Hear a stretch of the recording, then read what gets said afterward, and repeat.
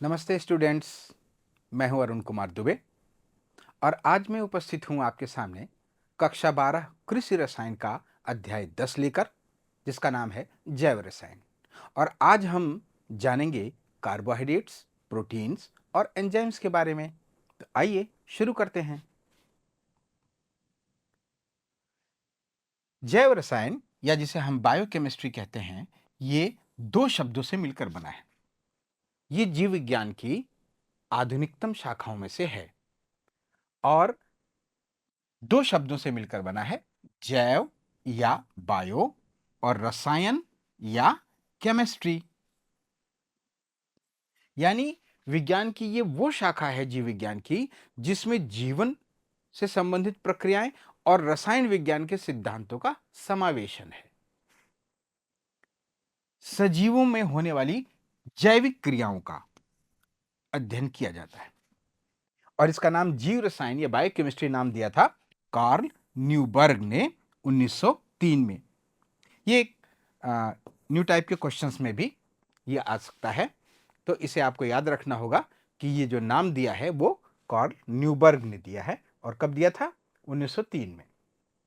देखिए, हमारे शरीर की, जीवधारियों के शरीर की कोशिकाओं में हजारों प्रकार की उपापचयी क्रियाएं होती हैं और ये उपापचयी क्रियाएं विभिन्न प्रकार के जटिल जैव यौगिकों द्वारा संपन्न होती हैं। ये जो जटिल जैव यौगिक होते हैं वो सरल अणुओं के द्वारा निर्मित होते हैं। तो हमारे सजीवों की जो जैविक संरचना का जो आधार है ना, वो यही जटिल जैव यौगिक है और इनकी प्रकृति क्या होती है? रासायनिक होती है। इसीलिए हम इनका अध्ययन कहां पर करते हैं? जैव रसायन की शाखा में। तो जितनी भी जैविक संरचना का आधार है वो मुख्य रूप से कार्बोहाइड्रेट, प्रोटीन, वसा आदि जैविक अणु हैं। सजीवों को अपनी वृद्धि और विकास के लिए बहुत सारी अपनी क्रियाएं करनी होती हैं और इन क्रियाओं के लिए ऊर्जा चाहिए होती है और ये ऊर्जा उनको प्राप्त होती है इन जैविक अणुओं, जैसे कार्बोहाइड्रेट है, प्रोटीन है और वसा है, इनसे हमें ये प्राप्त होती है। तो इनकी प्रकृति के बारे में जानना हमें बहुत जरूरी है। तो सबसे पहले हम पढ़ेंगे कार्बोहाइड्रेट के बारे में। देखिए, कार्बोहाइड्रेट दो शब्दों से मिलकर बना है, कार्बो और हाइड्रेट। कार्बो का अर्थ होता है कार्बनिक अवयव और हाइड्रेट का अर्थ होता है पानी के संयोग से, यानी जल योजन। तो कार्बन और पानी के संयोग से जो यौगिक बनता है उसे हम क्या कहते हैं? कार्बोहाइड्रेट। उसे हम कहते हैं कार्बोहाइड्रेट। इसका जो सामान्य सूत्र होता है वो CxH2O का होल Y। यहां पर X जो है वो ग्रेटर देन और इक्वल देन 3 होता है। अब देखिए, कुछ, ये तो एक सामान्य सूत्र हुआ, लेकिन कुछ जो हमारे कार्बोहाइड्रेट्स हैं उनमें कार्बन, हाइड्रोजन और ऑक्सीजन का ये जो अनुपात है ना, ये इस सूत्र से थोड़ा सा डाउन हो सकता है, थोड़ा सा निम्न हो सकता है। और इसके अलावा कभी कभी उनमें नाइट्रोजन और सल्फर जैसे तत्व भी पाए जा सकते हैं, लेकिन उनमें कार्बोहाइड्रेट के सारे गुण होते हैं। अब अगर हम परिभाषा के रूप में देखें कि कार्बोहाइड्रेट का जो हम रासायनिक रूप से अगर हम परिभाषा इसकी देते हैं तो ये पॉलीहाइड्रिक एल्डिहाइड्स हैं या कीटोन्स हैं या वो पदार्थ हैं जो जल से अपघटन होकर के इन यौगिकों को उत्पन्न करते हैं। तो इनको हम क्या कहते हैं? कार्बोहाइड्रेट। ये इसकी रासायनिक परिभाषा हो गई। अब कार्बोहाइड्रेट्स का हम वर्गीकरण समझते हैं। देखिए, कार्बोहाइड्रेट्स को उनकी एकलकों यानी सैकेराइड्स के संख्या के आधार पर हम तीन भागों में बांटते हैं। मोनोसैकेराइड, जिसमें केवल एक ही इकाई है शर्करा की। ओलिगोसैकेराइड्स, इसमें केवल एक, इसमें 2 से लेकर 10 तक इकाइयां हैं, एकलक इकाइयां हैं। और पॉलीसैकेराइड्स में 10 से ज्यादा इकाइयां इसमें जिसमें होती हैं, वो हम उनको कहां रखते हैं? पॉलीसैकेराइड्स में। बात करते हैं हम मोनोसैकेराइड्स की। मोनोसैकेराइड्स का सामान्य सूत्र CH2O और होल ट्वाइस N है और इनके नाम के अंत में क्या लगता है? ओज, OS ही लगता है। ये सरलतम शर्कराएं हैं, सबसे जो बेसिक शर्कराएं हैं सरलतम, वो हैं हमारी मोनोसैकेराइड्स। अब इनके जल अपघटन से और इनसे सरल रूप प्राप्त नहीं हो सकता, है ना। अब कार्बन परमाणुओं की संख्या के आधार पर इनको हम ट्राइओज बोलते हैं, जिनमें 3 कार्बन होते हैं उन्हें ट्राइओज बोलते हैं, जिनमें 4 कार्बन होते हैं उन्हें टेट्राज बोलते हैं, क्योंकि टेट्रा 4 के लिए शब्द इस्तेमाल किया जाता है ग्रीक भाषा में। जिनमें 5 कार्बन होते हैं उन्हें पेंटोस कहते हैं, और 6 कार्बन वाले उनको हम हेक्सोस कहते हैं। सबसे जो सरलतम मोनोसैकेराइड्स हैं वो हैं ग्लिसरॉल्डिहाइड और डाइहाइड्रोक्सी एसीटोन, जिसमें कितने कार्बन परमाणु होते हैं? 3। ये इंपॉर्टेंट है, ठीक है। ये आपके वस्तुनिष्ठ में प्रश्नों में पूछा जाएगा।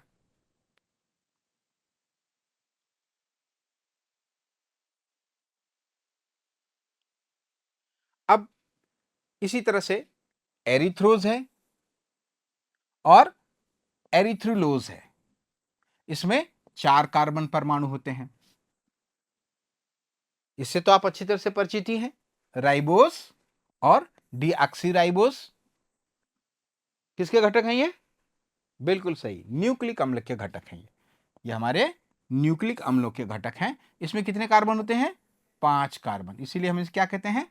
पेंटोस।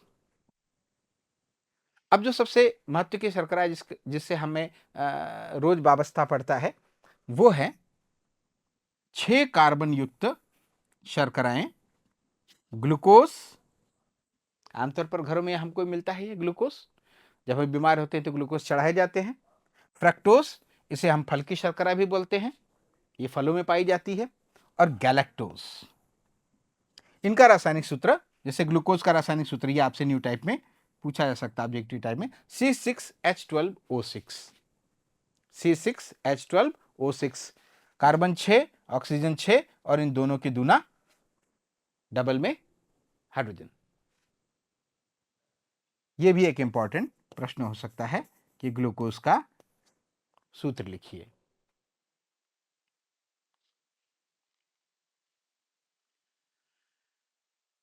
देखिए, ग्लूकोज और गैलेक्टोज में एल्डिहाइड समूह होता है। अभी हमने बात करी थी ना ग्लूकोज में और गैलेक्टोज दोनों में एल्डिहाइड समूह होता है। लेकिन जो फल शर्करा होती है फ्रक्टोज, उसमें हमारा क्या होता है? कीटोन समूह होता है। ये भी एक इंपॉर्टेंट क्वेश्चन आपका वस्तुनिष्ठ का बन सकता है।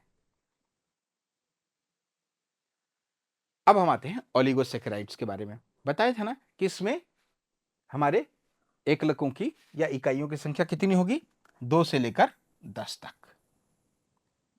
मोनोसैकेराइड के अणु इसमें होते हैं। मोनोसैकेराइड में तो एक ही अणु होता है, और ओलिगोसैकेराइड में 2 से लेकर के 10 तक इसमें जो होते हैं। तो ये वो शर्कराएं हैं जो जब जल अपघटित होती हैं तो 2 से लेकर के और अधिकतम 10 तक सरलतम शर्कराओं को उत्पन्न करती हैं, यानी मोनोसैकेराइड्स को उत्पन्न करती हैं, एकलकों को उत्पन्न करती हैं। इनको क्या कहते हैं हम? ओलिगोसैकेराइड्स। अब हम बात करते हैं कि उनमें मोनोसैकेराइड अणुओं की संख्या कितनी है। इसके आधार पर हम ओलिगोसैकेराइड्स को देखते हैं। डाइसैकेराइड, अगर इसमें संख्या कितनी है? 2, तो इसे हम क्या बोलेंगे? डाइसैकेराइड। और इसमें आता है सुक्रोज, लैक्टोज और माल्टोज। ये देखा ना आपने, सुक्रोज, ये हमारे घरों में पाई जाने वाली जो चीनी जिसे हम इस्तेमाल करते हैं, उसका रासायनिक नाम सुक्रोज है। इसमें मोनोसैकेराइड की संख्या कितनी है? 2। फिर आते हैं हम ट्राइसैकेराइड में, इसमें है 3, उदाहरण के लिए हमारा रेफिनोज। टेट्रासैकेराइड में संख्या 4, और पेंटासैकेराइड्स में संख्या 5, जैसे बर्बेस्को और टेट्रासैकेराइड में स्टेकियोस। इसी प्रकार से संख्या बढ़ते बढ़ते 10 तक, अधिकतम 10 से ऊपर नहीं। ये हमारे ओलिगोसैकेराइड्स हैं। मोनोसैकेराइड अणुओं की संख्या के आधार पर हम इनको इस तरह से बांट सकते हैं। ये ट्रेडिशनल तरीका है, परंपरागत तरीका, जिसमें हमने इन्हें बांटा है।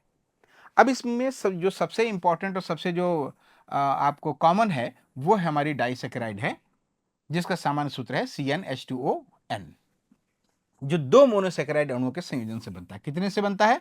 दो मोनोसेकेराइड अणुओं के संयोजन से बनता है। एक अणु उसमें ग्लूकोज का होता है, जबकि दूसरा अणु पेंटोज हो सकता है या हेक्सोज हो सकता है।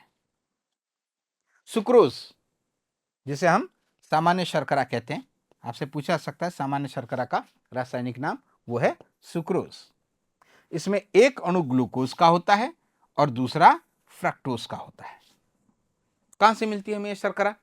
देखिए, हमारे देश में ज्यादातर जो शर्करा है उसका मुख्य स्रोत है गन्ना, थोड़ी मात्रा में चुकंदर में भी, लेकिन विदेशों में ज्यादातर मात्रा में ये चुकंदर से प्राप्त किया जाता है। अब बात करते हैं दूध में पाई जाने वाली शर्करा के बारे में, इसको दुग्ध शर्करा बोलते हैं, इसे बोलते हैं हम लैक्टोज।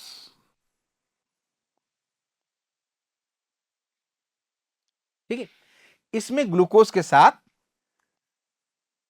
गैलेक्टोज इकाई पाई जाती है और तीसरी मुख्य जो डाइसैकेराइड है वो है माल्टोज। इसमें ग्लूकोज के दो अणु आपस में मिलते हैं, दो अणु ग्लूकोज के। तो दो मोनोसेकेराइड्स के मध्य में जोड़ने वाला, उनको जोड़ेंगे कैसे, रासायनिक रूप से जुड़ेंगे कैसे? तो रासायनिक रूप से दो एकलक इकाइयां बॉन्ड्स के द्वारा जुड़ती हैं, रासायनिक बंधों के द्वारा जुड़ती हैं। तो डाइसैकेराइड्स में यहां पर देख रहे हैं हम, डाइसैकेराइड हुआ, ओलिगोसैकेराइड्स हुआ, पॉलीसैकेराइड्स हुआ, इन सब में जो दो मोनोसैकेराइड इकाइयां हैं उनके मध्य में जो बॉन्ड होता है, जो बंध होता है, उसे हम बोलते हैं ग्लाइकोसिटिक बंध। और ये आपके एक और ऑब्जेक्टिव क्वेश्चन का पॉइंट हुआ।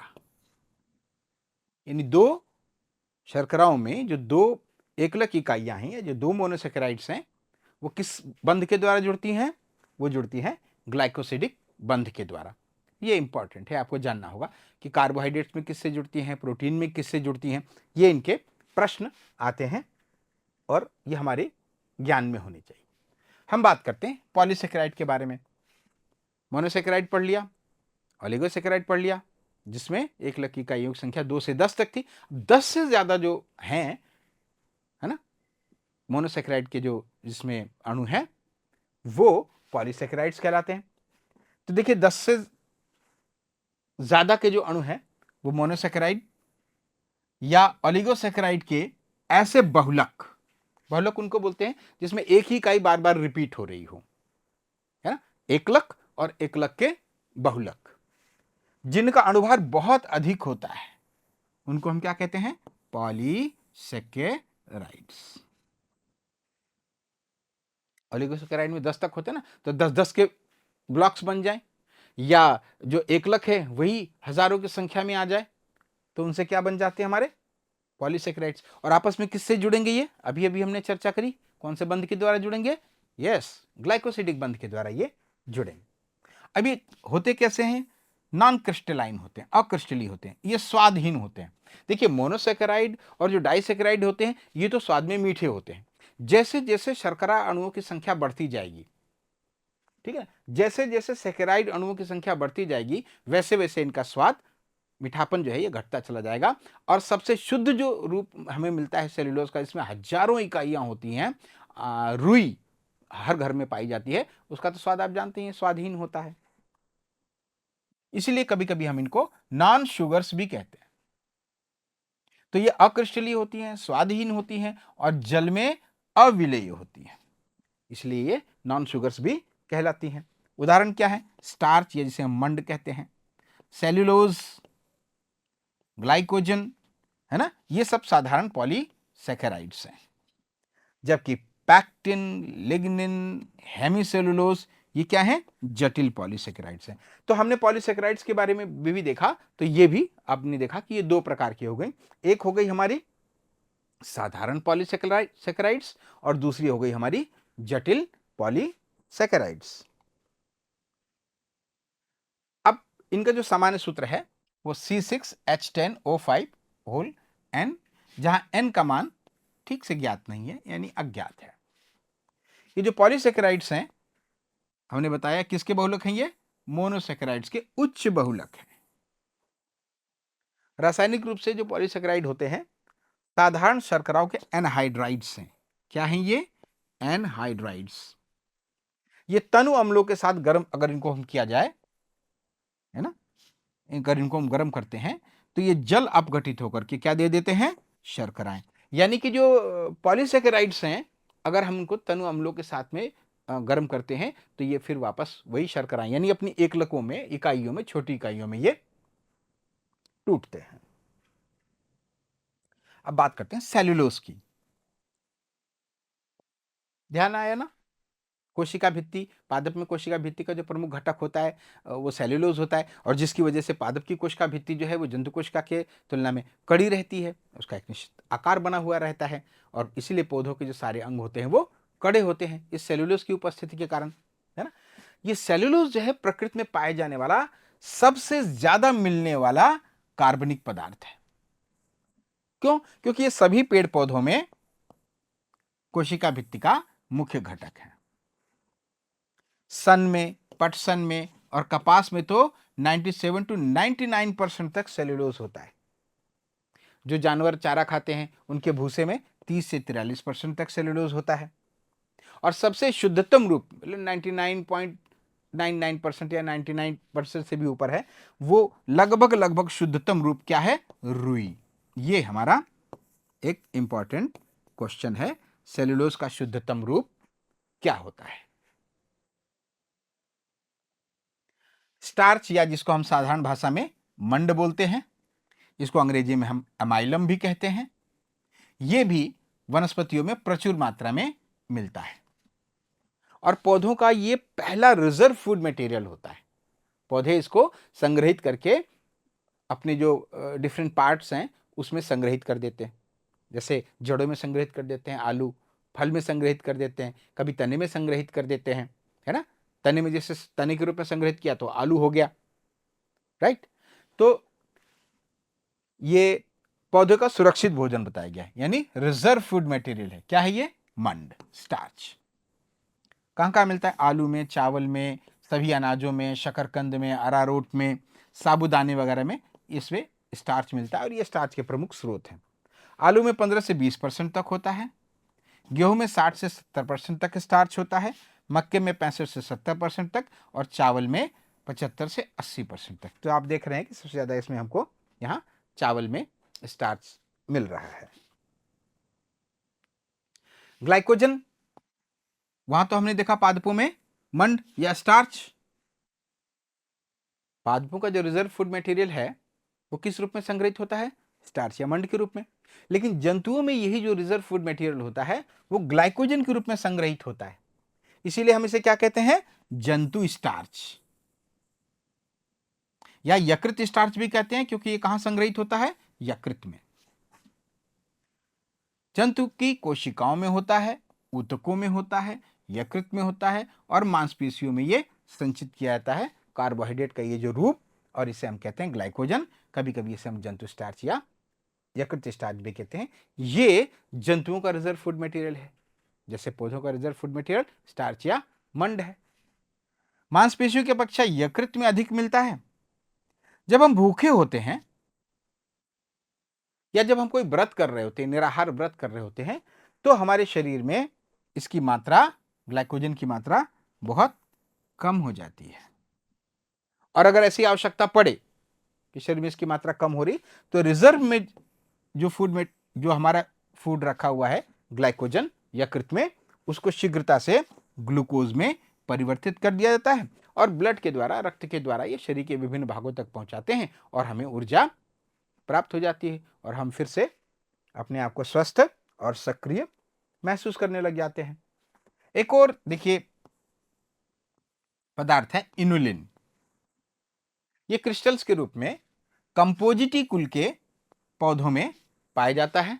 इसके अलावा ये प्याज में भी मिलता है, लहसुन में भी मिलता है, और ये फ्रक्टोज का बहुलक है।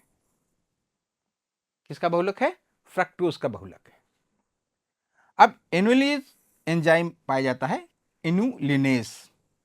ये तनु अम्लों के द्वारा पूर्णतः जल अपघटित होकर के फ्रक्टोज देता है, और फ्रक्टोज का जब व्यावसायिक तौर पर बड़े लार्ज स्केल में जब उत्पादन करना होता है ना, तो हम यही प्रक्रिया अपनाते हैं। जब फ्रक्टोज का व्यावसायिक तौर पर उत्पादन करना होता है तो इनोलेज एंजाइम को प्रयोग में लाया जाता है। अब देखिए, अगर जो शर्करा के बहुलक है ना, उनमें इकाइयां एक ही नेचर की हैं, एक ही प्रकार की हैं, एक ही तरह की जो शर्करा है उससे बहुलक बना हुआ है, तो इसको हम बोलते हैं सरल पॉलीसेकेराइड। और जब अणुओं के बंध में अन्य अणु भी मिलते हैं, यानी एक प्रकार के शर्करा के साथ में दूसरे प्रकार के भी अणु मिलते हैं, तब उसे हम क्या कहते हैं? जटिल पॉलीसेकेराइड। जैसे हेमिसेलुलोज देख लीजिए, ये भी क्या है? एक पॉलीसेकेराइड है। इसमें ये कहां मिलता है? हेमिसेलुलोज सेलुलोज के जैसे ही मिलता है हमें। कहां मिलता है? कोशिका भित्ति में। और इसमें ये पॉलीसेकेराइड के साथ लिग्निन भी इसमें संयुक्त होता है। लिग्निन कहां मिलता है? ये पौधे के जितने भी रेशेदार भाग है ना, उनमें सेल्यूलोज के साथ ये मिश्रित रूप में मिलता है। और जो उन भागों के कड़ेपन के लिए जिम्मेदार होता है, सख्ती के लिए जिम्मेदार होता है, वो ये लिग्निन होता है। जितने भी रेशे मिलेंगे ना, उनमें ये लिग्निन मिलता है। इस तरह से बात करते हैं पैक्टिन के बारे में। पैक्टिन मुख्य रूप से फलों में पाया जाता है। फलों की कोशिकाओं को आपस में ये जोड़ता है। कच्चे फलों में ये पैक्टिन होता है, और जब फल पकने वाले होते हैं तो ये पैक्टिन घुल जाता है। इसलिए जो हमारे पके हुए फल होते हैं वो थोड़े से नरम होते हैं। एक एंजाइम होता है पैक्टिनेज जो इसको घोल देता है। तो इसका उपयोग जैम, जेली वगैरह बनाने में किया जाता है।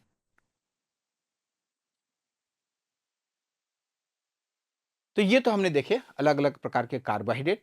अब हम जानते हैं कि इन कार्बोहाइड्रेट्स के हमारे शरीर में क्या कार्य होते हैं। देखिए, सबसे पहला कार्य तो शरीर को ऊष्मा प्रदान करना, गर्मी प्रदान करना और शरीर को ऊर्जा प्रदान करना है। हम जो डेली की जो हमारी एक्टिविटी होती है, चलना फिरना, घूमना, दौड़ना, भागना, जो फिजिकल एक्टिविटी के अलावा भी अगर हम सजीव हैं तो हमारे शरीर में अनेकों प्रकार की बायोकेमिकल रिएक्शंस होती रहती हैं। उन अभिक्रियाओं को होने के लिए जो ऊर्जा प्रदान की जाती है, इवन हम सोते भी रहते हैं तभी भी हमारे शरीर में वो अभिक्रियाएं होती रहती हैं। और आपको पता है कि कोई भी क्रिया जो है वो बिना ऊर्जा के संपन्न नहीं होती। तो वो ऊर्जा कहां से हमें प्राप्त होती है? कार्बोहाइड्रेट से प्राप्त होती है। किसी न किसी रूप के कार्बोहाइड्रेट से हमें वो ऊर्जा प्राप्त होती है। इसके अलावा कोशिका झिल्ली के निर्माण में ये कार्बोहाइड्रेट्स काम आते हैं। हमने कोशिका झिल्ली की जो संरचना आपने देखी, तो वहां लिपिड के साथ में संयुक्त होकर के प्रोटीन लिपिड पीएलपी मॉडल सुना ना, प्रोटीन और लिपिड के साथ में ये कोशिका झिल्ली का निर्माण करते हैं। और पादपों का जो बेस तैयार करते हैं, जो आधारभूत ढांचा तैयार करते हैं, जो फ्रेमवर्क तैयार करते हैं, वो भी यहां पर इनकी आवश्यकता होती है, इन कार्बोहाइड्रेट्स की। तो हमने जाना अभी कार्बोहाइड्रेट्स के बारे में, जो हमारे शरीर में एक महत्वपूर्ण जैव अणु है। अगला जो हमारा महत्वपूर्ण जैव अणु है वह है प्रोटीन। प्रोटीन जो शब्द है वो प्रोटियस शब्द से लिया गया है। ग्रीक भाषा का जो प्रोटियस शब्द है वो एक वहां पर एक देवता थे। जैसे आप हमारे यहाँ गणेश जी होते हैं, उनको प्रथम पूज्य रखा जाता है, वैसे वहां पर एक प्रोटियस देवता होते हैं, जो देवताओं में नंबर 1 स्थान रखते हैं। तो उन्हीं प्रोटियस से इनको लिया गया। तो जिसका अर्थ होता है प्राथमिक, है ना, प्राइम, या सबसे महत्वपूर्ण इंपॉर्टेंस के। क्योंकि देखिए, प्रोटीन जो है हमारे शरीर के वृद्धि और अनुरक्षण के लिए, वृद्धि के लिए भी जरूरी, मेंटेनेंस के लिए भी जरूरी है ना। इनके लिए प्रोटीन की बहुत ज्यादा आवश्यकता होती है। इसीलिए इसे हमने क्या कह दिया? प्राइम, फर्स्ट, प्राथमिक। और उस प्रोटियोस शब्द से निकला है प्रोटीन। ठीक है। ये प्रोटीन जो है अमीनो अम्ल से बने रहते हैं। यानी इनकी जो इकाइयां हैं वो क्या है? अमीनो अम्ल। अमीनो अम्ल के उच्च अणुभार वाले जटिल जैव बहुलक हैं। क्या है ये? बहुलक हैं। किसके बहुलक है? अमीनो अम्ल के, जो उच्च अणुभार के हैं और सभी जीवित कोशिकाओं में पाए जाते हैं। देखिए, वनस्पतियों में भी प्रोटीन पाई जाती है और जंतुओं में भी प्रोटीन पाई जाती है, क्योंकि बिना प्रोटीन के तो शरीर का निर्माण, ये तो शरीर के बिल्डिंग ब्लॉक्स हैं, है ना। इनके बिना तो वृद्धि संभव ही नहीं है। जहां कहीं भी वृद्धि है, जहां कहीं भी विकास हो रहा है, वहां पर प्रोटीन मौजूद है। तो जंतुओं में भी प्रोटीन मिलेगी और वनस्पतियों में भी प्रोटीन मिलेगी, लेकिन तुलनात्मक रूप से हम देखें तो जंतुओं में प्रोटीन की मात्रा ज्यादा होती है। जीवधारियों में हमारे जो बाल है, हमारी त्वचा है, हमारे जो नाखून है, हमारी हीमोग्लोबिन है, जो मांसपेशियां हैं, है ना, एंजाइम्स हैं, जितनी एंटीबॉडीज हैं और हार्मोन्स हैं, ये सब के सब किसके बने हुए हैं? प्रोटीन्स के बने हुए हैं। इनका नेचर क्या है? प्रोटीनिक नेचर है इनका। अब आते हैं, बात करते हैं कि प्रोटीन का कंपोजिशन क्या है, प्रोटीन का संगठन क्या है। तो देखिए, जितने भी प्रोटीन्स हैं, सारे के सारे जो प्रोटीन्स हैं, जितने भी प्रोटीन्स हैं, वो नाइट्रोजन युक्त जटिल कार्बनिक यौगिक हैं, यानी इनमें नाइट्रोजन होता है। कभी नाइट्रोजन के अलावा इनके कार्बन भी हो सकता है, हाइड्रोजन भी हो सकता है, ऑक्सीजन भी हो सकता है, सल्फर तत्व भी उपस्थित होते हैं, पर नाइट्रोजन तो प्राइम रूप से होगा ही होगा। कभी कभी इसमें फास्फोरस, आयोडीन और कुछ धातुएं भी मिल जाती हैं, जैसे लोहा, तांबा, जिंक और मैग्नीज भी इन प्रोटीनों में एडिशन में मिलते हैं। जब इनका हम जल अपघटन कराते हैं ना प्रोटीन्स का, तो भिन्न भिन्न अणुभार वाले पेप्टाइड्स प्राप्त होते हैं, जो फिर से अगर हम जल अपघटन करवाएं तो अमीनो अम्ल देते हैं, और ये इसके बिल्डिंग ब्लॉक है। जैसे कार्बोहाइड्रेट में हमने देखा ना कि मोनोसेकेराइड्स होते हैं, मोनोसेकेराइड्स से बनकर के ऑलिगोसेकेराइड्स बनते हैं, और ऑलिगोसेकेराइड से फिर पॉलीसेकेराइड्स बन जाते हैं। तो इकाई क्या वहां पर हुई? मोनोसेकेराइड्स। इसी प्रकार से प्रोटीनों की इकाई क्या हुई? अमीनो अम्ल। और अमीनो अम्ल के बाद बन जाते हैं पेप्टाइड्स, बहुत सारे अमीनो अम्ल से, और फिर उनसे बनते हैं प्रोटीन। आइए देखते हैं इसको। अगर एक प्रोटीन का हम जल अपघटन करवाते हैं तो वो अपने छोटे पार्ट्स में टूटती है। किस पार्ट पे टूटती है? जिनसे वो बने हुए हैं, और वो पार्ट क्या है? पेप्टाइड्स। और फिर जब इन पेप्टाइड्स का हम जल अपघटन करवाते हैं तो वो अपने सरलतम रूपों में टूट जाती हैं, और वो सरलतम रूप क्या है? अमीनो अम्ल। तो दूसरे शब्दों में हम कह सकते हैं कि जो प्रोटीन है वो किससे बने हुए हैं? अमीनो अम्ल से, क्योंकि पॉली जो पेप्टाइड्स हैं वो भी किससे बने हुए? अमीनो अम्ल से।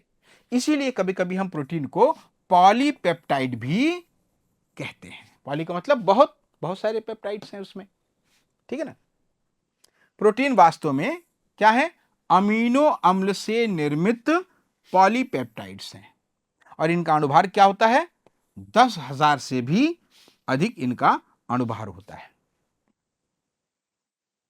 हमारे शरीर में अनेकों प्रकार की प्रोटीन होती है, पर बड़ी मजे की बात है कि ये सारी की सारी जो प्रोटीनें हैं वो 20 अमीनो अम्लों के ही अलग अलग प्रकार के कॉम्बिनेशन से बनती हैं।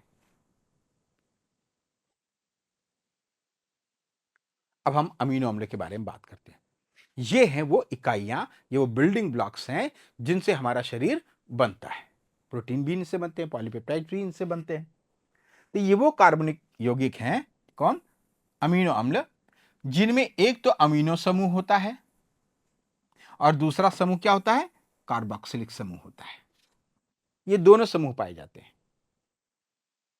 यानी ऐसे रासायनिक यौगिक, ऐसे कार्बनिक यौगिक जिनमें अमीनो और कार्बोक्सिलिक दोनों समूह पाए जाते हैं, उनको हम क्या कहते हैं? अमीनो अम्ल। ये इसकी परिभाषा हो गई, अमीनो अम्ल की परिभाषा हो गई। बहुत सरल सी परिभाषा है। अब अमीनो अम्ल का नामकरण कैसे करते हैं? तो एक तो देखिए देशी तरीका है रूढ़, या जिसको हम ट्राइबल नेम से जानते हैं, जो उसके गुण, या तो उसके गुण के आधार पर नाम दिया जाएगा, या प्राप्ति का स्रोत क्या है इसके नाम पे इसको नाम दिया जाएगा। यानी गुण के आधार पे दिया जाएगा या प्राप्ति के स्रोत के आधार पे दिया जाएगा। जैसे सामने आप देख रहे हैं HNCHCOOH, ये जो है इसे हम रासायनिक रूप से 2 अमीनो एथेनोइक अम्ल बोलेंगे।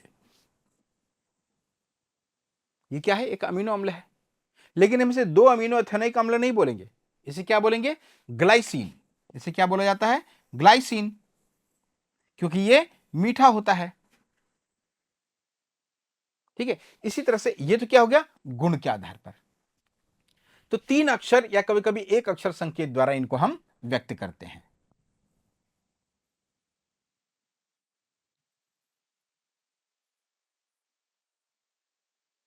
ज्यादातर जो संक्षेप में दिया हुआ है, जैसे कुछ अमीनो अम्ल हम आपके सामने रख रहे हैं और इनके संक्षेप में हम यहां पर रख रहे हैं। जैसे ग्लाइसिन है, इसका GLYCINE, तो शुरू के 3 नाम हमने ले लिए, GLY।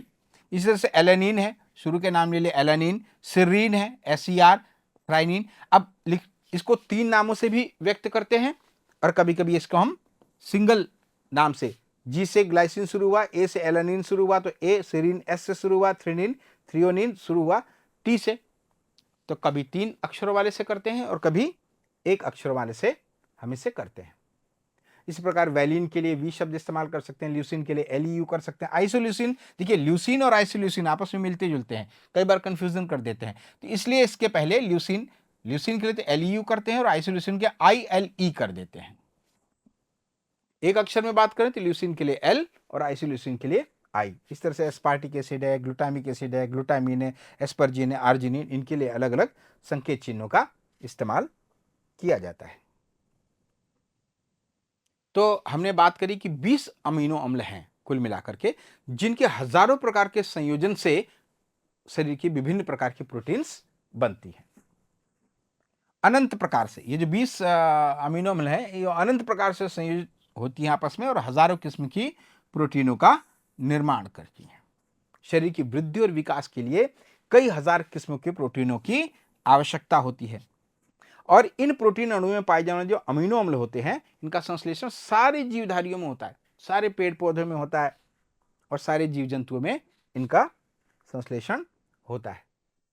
अब हम चर्चा करते हैं आवश्यक अमीनो अम्लों के बारे में।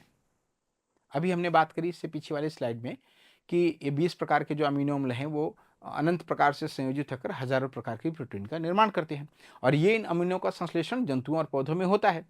लेकिन उच्च जाति के जो कुछ जंतु हैं और मनुष्य भी हैं, उनमें 10 ऐसे अमीनो अम्ल हैं जिनका संश्लेषण नहीं हो पाता है और इन्हें हमें बाहर से प्राप्त करना पड़ता है, पौधों से प्राप्त करना पड़ता है, भोजन के स्रोत के रूप में इसे हमें बाहर से प्राप्त करना पड़ता है। तो ऐसे अमीनो अम्लों को हम क्या कहते हैं, इसेंशियल अमीनो एसिड्स या अनिवार्य अमीनो अम्ल।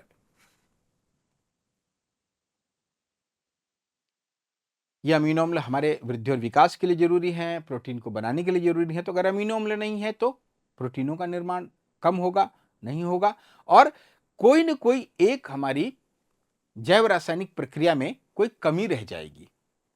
तो इससे अनेकों प्रकार के रोग उत्पन्न हो जाते हैं अमीनो अम्लों की कमी से। जैसे कुछ एग्जाम्पल हम आपके सामने बता रहे हैं।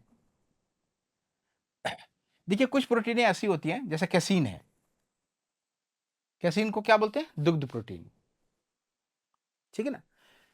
इसमें सभी आवश्यक अमीनो अम्ल होते हैं। वो जिन 10 अमीनो अम्लों के बारे में बात कर रहे थे ना, जो उच्च जंतुओं में ये संश्लेषित नहीं होते और इन्हें हमें बाहर से प्राप्त करना पड़ता है, तो ये 10 अमीनो अम्ल ये हैं, tryptophan, valine, methionine, isoleucine, leucine, lysine, phenyl alanine, arginine, threonine और हिस्टिडीन। ये 10 अनिवार्य अमीनो अम्ल हैं। आपसे ये प्रश्न पूछा जा सकता है कि अमीनो अम्ल कौन कौन से होते हैं और अनिवार्य अमीनो अम्ल कौन कौन से हैं, नाम लिखें। अब इतने सारे नाम एक साथ में कैसे याद होंगे, तो आइए हम इसका कोई आसान सा ट्रिक खोजते हैं और वो ट्रिक है, इनको याद करने का एक बहुत अच्छा सा ट्रिक आपके सामने हम यहां पर दे रहे हैं और वो है टीवी मिल पाथ। टीवी जानते हैं ना, टेलीविजन, मिल पाथ, पाथ मैंने रास्ता, टीवी मिल पाथ। इन अमीनो अम्ल को इस सीक्वेंस में रख देंगे, tryptophan, V for valine, M for methionine, I for isoleucine, L for leucine, IL isoleucine और leucine, फिर lysine, phenyl aniline, arginine, threonine और हिस्टिडीन। है ना आसान, कर सकते हैं याद टीवी मिल पाथ से। चलिए अब हम बात करते हैं पॉलीपेप्टाइड्स और प्रोटीन के बारे में।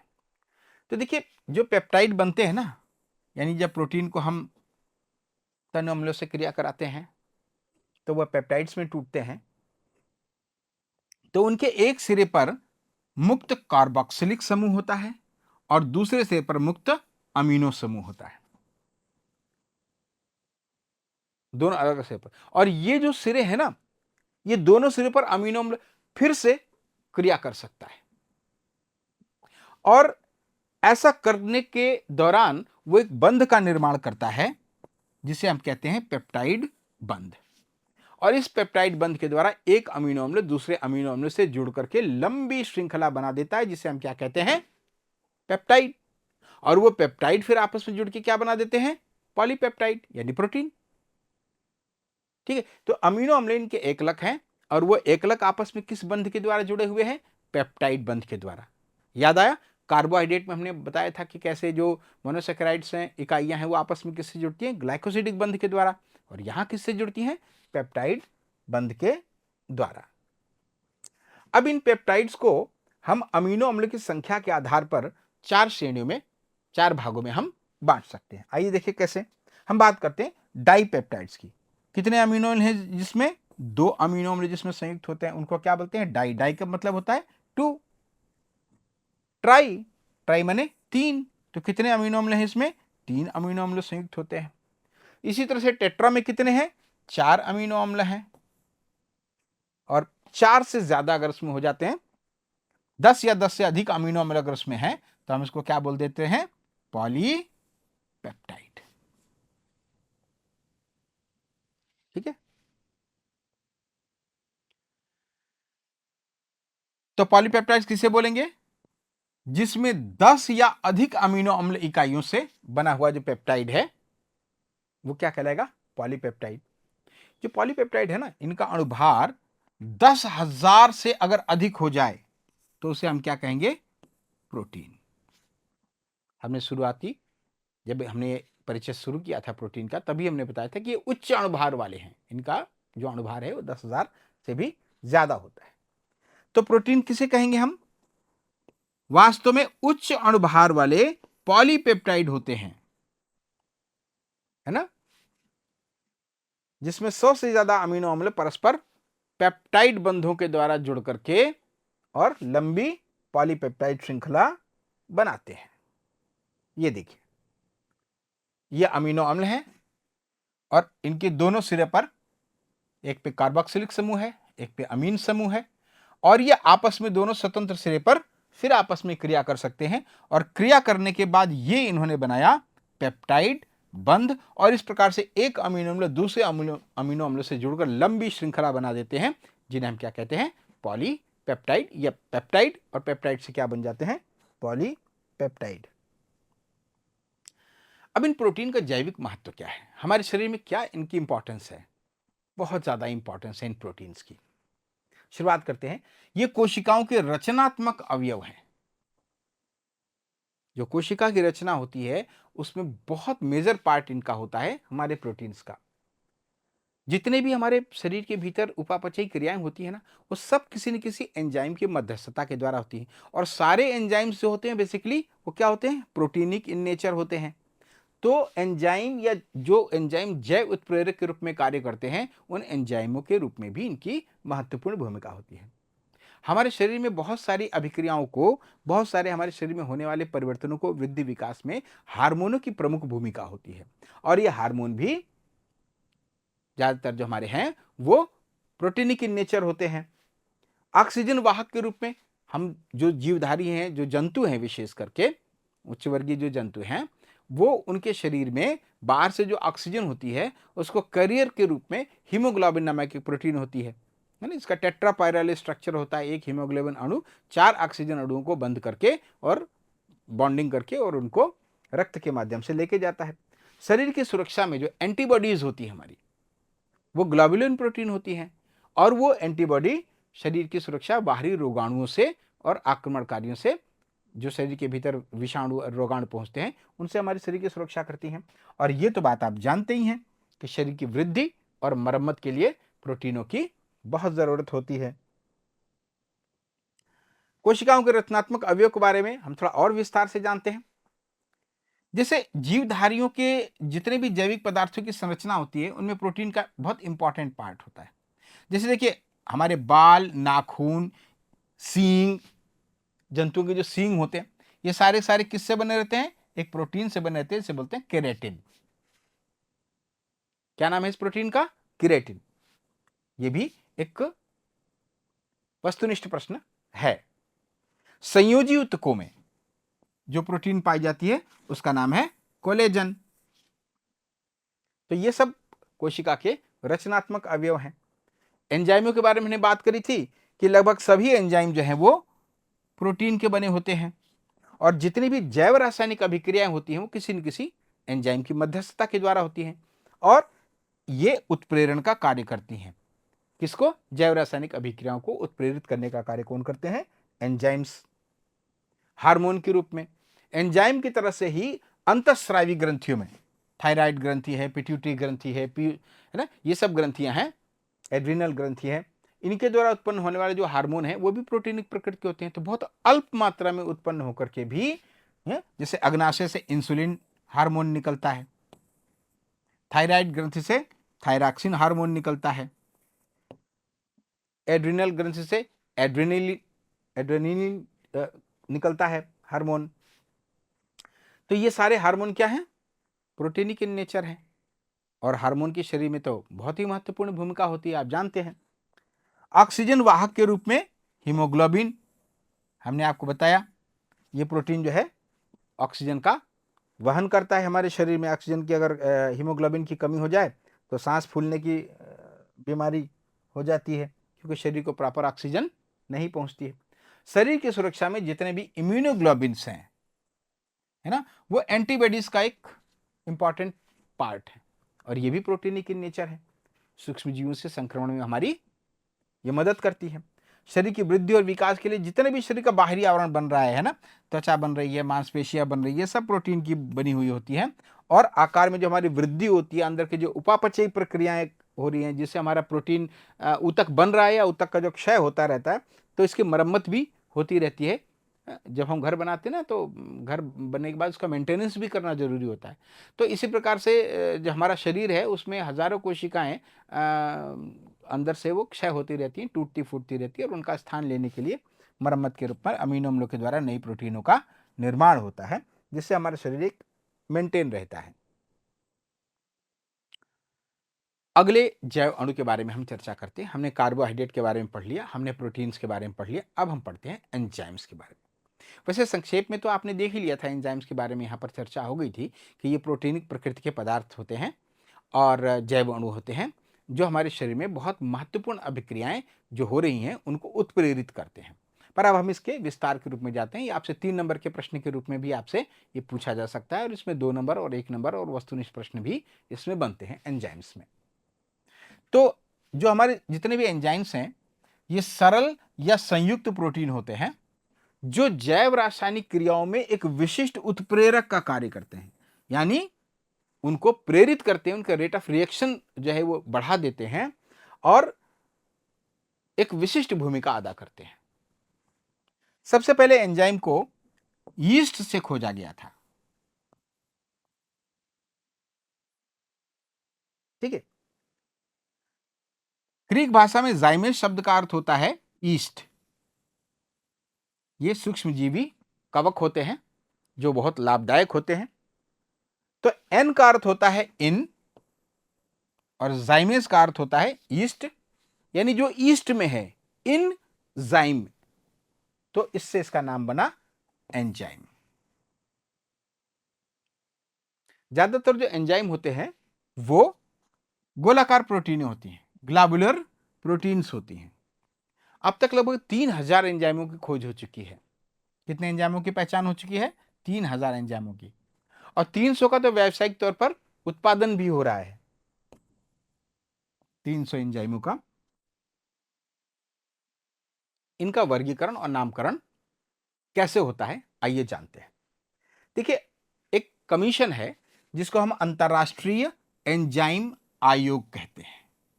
ये एंजाइम, जो भी कोई नई एंजाइम खोजी जाती है, उस एंजाइमों का वो नामकरण करने के लिए उत्तरदायी संस्था है।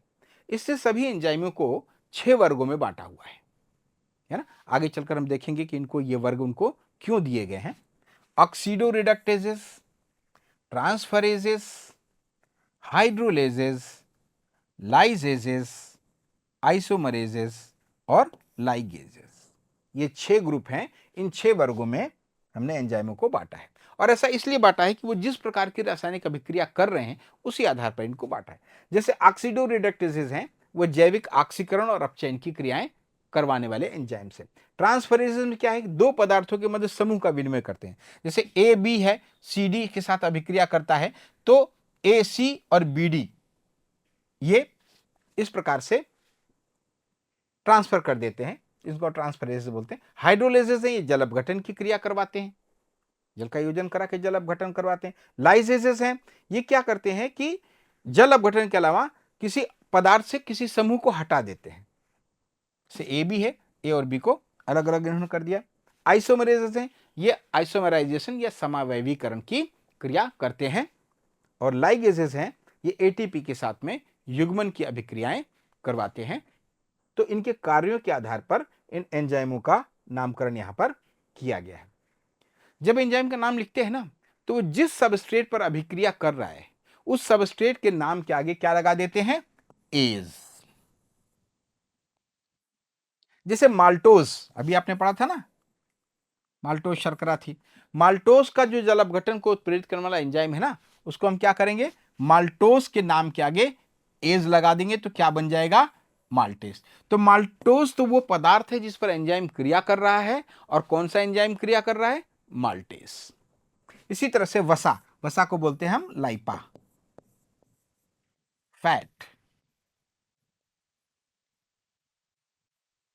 तो वसा का जो अपघटन करने वाले जो एंजाइम है उसको हम क्या बोलेंगे, लाइपेज। समझ में गया ना, लाइपा से लाइपेज। तो इसी तरह से हम बहुत सारे एंजाइमों का नामकरण कर सकते हैं। अब आपके सामने कुछ एंजाइम हैं, वो कहाँ पे मिलते हैं, किस पर क्रिया करते हैं और क्या उत्पाद बनाते हैं, उसकी एक तालिका है, आप देख सकते हैं। टाइलिन एंजाइम, ये हमारे लार में मिलता है, ये पॉलीसेकेराइड्स पर क्रिया करता है। हम मुंह में रोटी खाते हैं या शर्करा खाते हैं, मिठाई खाते हैं, उस पर सीधे एक्शन करता है और उसको किस में बदल देता है, माल्टोज। इस तरह से माल्टेज एंजाइम है, ये आंतों के रस में मिलता है, माल्टोज पे क्रिया करके उसे ग्लूकोज में बदल देता है। एमाइलॉप्सिन है, अग्नाशय रस में मिलता है, पॉलीसेकेराइड पे क्रिया करके से माल्टोज में बदल देता है। पेप्सिन है, ये भी हमारे उदर और जठर रस में मिलता है, ये प्रोटीन पर क्रिया करता है और पॉलीपेप्टाइड पे तोड़ता है। तो ये आपको थोड़ा और अच्छी तरह देखना होगा कि प्रोटीन को पचाने वाला एंजाइम हमारा कौन सा है, पेप्सिन। पेप्सिन के अलावा ट्रिप्सिन भी है, ये भी प्रोटीन को पचाता है, ये अग्नाशयी रस में मिलता है और प्रोटीन और पॉलीपेप्टाइड्स को पचाता है। ये इसको पॉलीपेप्टाइड में तोड़ता है और ये इसको पेप्टाइड्स में तोड़ देता है। लाइपेज है, अभी हमने चर्चा करी थोड़ी देर पहले, ये उदर जठर रस में मिलता है, ये वसा पे क्रिया करता है और वसा को क्रिया करने के बाद उसको 2 इकाइयों में तोड़ देता है, ग्लिसरॉल और फैटी एसिड। फैटी एसिड फिर बाद में आगे चल करके ग्लिसरॉल में टूट जाता है। तो वसा के लिए जो अंतिम इकाई है वो है ग्लिसरॉल। इसी तरह से डीऑक्सीराइबो न्यूक्लियस तथा राइबो न्यूक्लियस, ये डीएनए और आरएनए में ये एंजाइम्स क्रिया करते हैं। आंत्र और अग्नाशयी रस में है, डीएनए और आरएनए पर क्रिया करते हैं और ऑलिगो तथा मोनो न्यूक्लियोटाइड्स बनाते हैं, जिनके बारे में हम आगे चल करके पढ़ेंगे। क्या है एंजाइम के गुण धर्म क्या है। देखिए, एंजाइम रंगहीन ठोस पदार्थ हैं और जल और लवणों के तन विलयनों में ये विलेय होते हैं। किसमें विलेय होते हैं, जल में और लवणों के तन विलयन में। आणविक द्रव्यमान इनका क्या होता है, अधिक, इनका आणविक द्रव्यमान अधिक होता है। और प्रकृति क्या होती है इनकी, कोलाइडी।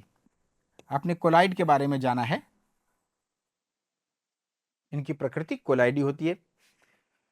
देखिए, ये एंजाइम बहुत ही ताप संवेदनशील होते हैं।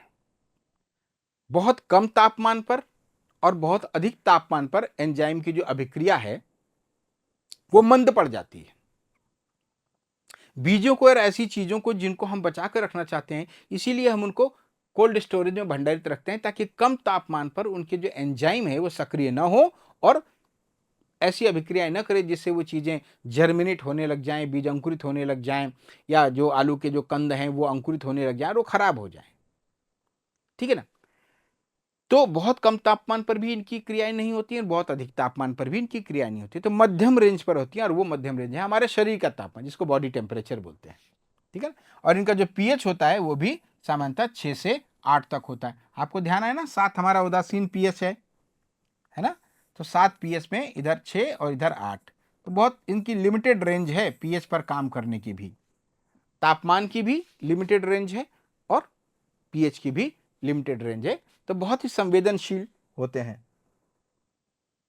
अति विशिष्ट होते हैं। अति विशिष्ट का क्या अर्थ होता है? एक एंजाइम एक पर्टिकुलर सबस्ट्रेट पर ही कार्य करता है। ऐसा नहीं कि एक एंजाइम सब पर बहुत सारे लोगों पे काम कर रहा हो, या कोई भी एंजाइम लाओ काम चल जाएगा, नहीं नहीं। एक पर्टिकुलर एंजाइम एक विशेष प्रकार की अभिक्रिया को ही उत्प्रेरित करता है, तो इस मामले में ये खास है। अच्छा, इनकी जो सक्रियता है कुछ कार्बनिक और कुछ अकार्बनिक पदार्थों के द्वारा या तो नियमित की जा सकती है या कम की जा सकती है। किसकी सक्रियता? एंजाइम्स की। एक अच्छी बात यह है कि एंजाइम बहुत ही अल्प मात्रा में इसकी आवश्यकता पड़ती है, और अल्प मात्रा में उपस्थित होने के बाद भी यह अभिक्रिया के उत्प्रेरण कर सकते हैं। और कितना उत्प्रेरण कर सकते हैं? किसी अभिक्रिया की दर को 10 की घात 20, अब आप समझ सकते हैं कितने फोल्ड्स में ये अभिक्रिया की दर को कई गुना तक ये बढ़ा सकते हैं। काम कैसे करते हैं एंजाइम? एंजाइम की जो क्रिया विधि है वो कैसे है? देखिए, एंजाइम की जो क्रिया विधि है उसको हम 4 सिंपल चरणों में समझ सकते हैं। पहला, 4 पदों में इसको हम समझ सकते हैं। सबसे पहले, एंजाइम सबस्ट्रेट के साथ संयुक्त होकर के एक एंजाइम सबस्ट्रेट संकुल बनाता है। देखिए, ये एंजाइम है और ये क्रियाधार या सबस्ट्रेट है जिस पर इसे क्रिया करनी है। तो पहले चरण में ये इसके साथ संयुक्त होकर के ये ईएस बना दिया, इसे हम कहेंगे एंजाइम सबस्ट्रेट संकुल। E for enzyme, S for substrate, इसके साथ जाकर इसने क्या बना दिया? एंजाइम और सबस्ट्रेट कॉम्प्लेक्स या एंजाइम सबस्ट्रेट संकुल। ये हमारे अभिक्रिया का पहला चरण। दूसरे चरण में क्या होता है कि जो एंजाइम सबस्ट्रेट कॉम्प्लेक्स है वो एक एंजाइम मध्यवर्ती संकुल में परिवर्तित होता है। Enzyme intermediate, I for intermediate. Enzyme substrate complex किस में चेंज हुआ? एंजाइम इंटरमीडिएट यौगिक में चेंज हुआ। अब जो ईआई है वो एंजाइम उत्पाद संकुल में परिवर्तित हो गया। P for product. Enzyme intermediate किस में चेंज हुआ? एंजाइम प्रोडक्ट संकुल में। और चौथे और आखिरी चरण में ये जो एंजाइम प्रोडक्ट हमारा है संकुल, वो पुनः एंजाइम और प्रोडक्ट में चेंज हो जाता है, यानी कि प्रोडक्ट हमारा बन जाता है जो उस अभिक्रिया के अंत में उत्पाद बनना था बन जाता, एंजाइम फिर से वैसे के वैसे फ्री अगले सबस्ट्रेट के साथ क्रिया करने के लिए। इस प्रकार से एंजाइम की एक अल्प मात्रा ही हजारों की संख्या में सबस्ट्रेट के साथ क्रिया करके उसे प्रोडक्ट में बदल सकती है। यहां पर सब संक्षेप दिए हुए हैं जो इसमें काम है। E for enzyme, S for substrate, E S for enzyme substrate complex, E I for enzyme मध्यवर्ती संकुल, और ईपी एंजाइम प्रोडक्ट संकुल, और पी जो है हमारा है वो प्रोडक्ट है। एंजाइम की उपयोगिता के बारे में बात किए बिना तो ये टॉपिक अधूरा रहेगा। देखिए, ज्यादातर एंजाइम हमारे पाचन क्रियाओं में सहायता करते हैं। अब आपने देखा ही कि कितने सारे एंजाइम, हमारे मुंह से एंजाइम शुरू हो जाते हैं, ठीक है, और मुंह से लेकर के आगे हमारे आमाशय में जाने के बाद, छोटी आंत में जाने के बाद विभिन्न प्रकार की जो पाचन क्रियाएं होती हैं, बाहर से हम जो जो चीजें खाते हैं उन पर अनेक प्रकार के एंजाइम एक्ट करके उनको उत्पाद के रूप में बदल देते हैं, जो फिर हमारे रक्त के द्वारा अवशोषित होकर हमारे शरीर में के प्रत्येक कोशिका तक पहुंचता है, जिससे वृद्धि और विकास होता है।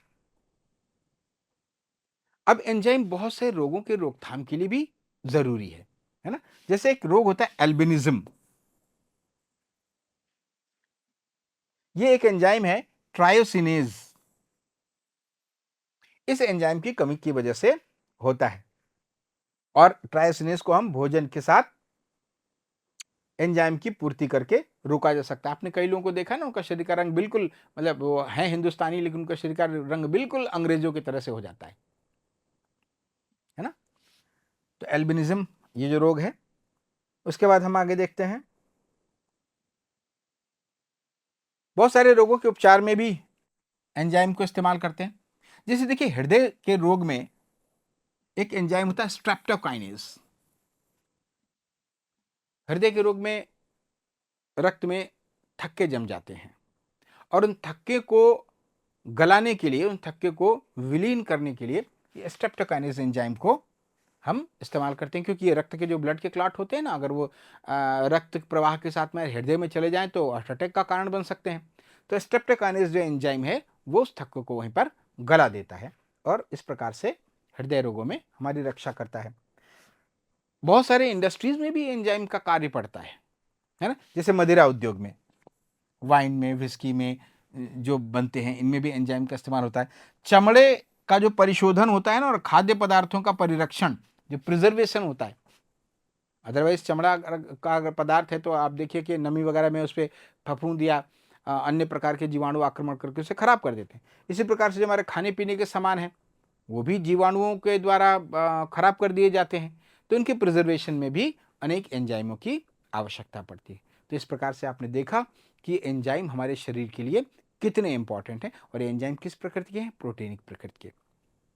तो छात्रों, आज की वीडियो में हमने जाना कि जैव रसायन क्या है, विज्ञान की आधुनिकतम शाखाओं में से एक है, जो दो शाखाओं के संयोजन से बनी है।